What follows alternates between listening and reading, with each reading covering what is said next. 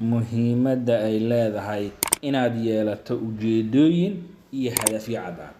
Cilmi baaris ay sameeyeen baarayaal ka tirsan jaamacadda Harvard ayaa ay qaar ka mid ah ardayda jaamacadda weydiiyeen inay leeyihiin ujeedooyin cadcad oo ay doonayaan inay xaqiijiyaan.